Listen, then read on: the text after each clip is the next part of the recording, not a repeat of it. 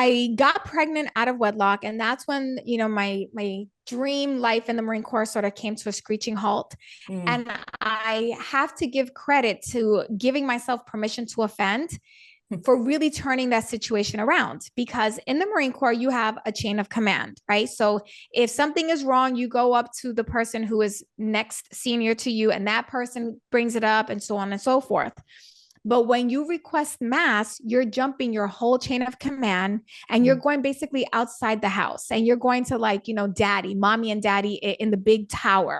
Right. You never do this. The only time you would do this is under like extreme duress. It's when everyone in your chain of command has failed you. And at that moment, I really did feel that my chain of command had failed me. Mm. So what I did was I gathered all the evidence that I had that proved that my commanding officers were creating a hostile work environment for me because I had gotten pregnant out of wedlock, and they had had a negative experience with another Marine who had gotten pregnant before me. So they Mm. were using, this is a perfect example of the stories, right? Right. They were using the experience and the story that they had with that previous female Marine to castigate me. Mm. Okay.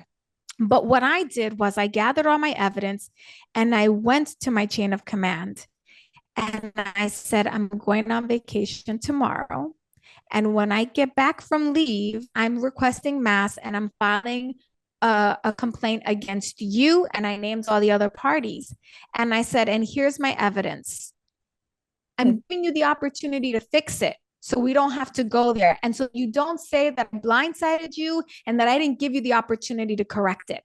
By the way, that is one of the scariest conversations ever, Jennifer, because you don't understand how the Marine Corps is. That could be a career ender for you right then and there. Even have the ovaries to say that.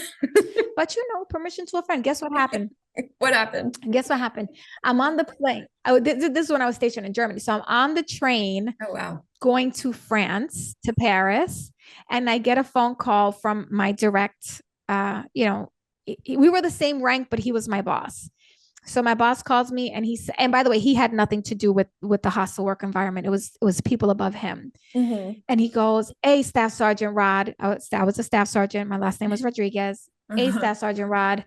Just want to let you know we fixed everything with your orders. We got you housing. I mean, everything that I had been fighting for, they did overnight Oh my because I God. gave myself permission to offend." Right. So I'm happy to say that my career in the Marine Corps ended on a very positive note. I love the Marine Corps. It was amazing. I did not know, though, that at age 23, this was a few years before I got pregnant. At age 23, or 22, I should say, I would be writing my will.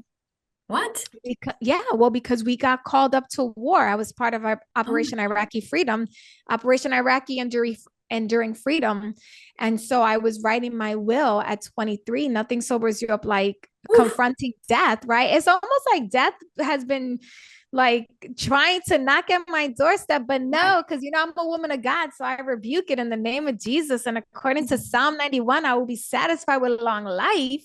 Wow. Anyway, so that was my experience in the Marine Corps. It was wonderful. I still recommend and advocate that anyone who has a desire to join our armed services, Mm. anyone that has a desire to serve their country, specifically even in the Marine Corps, I recommend.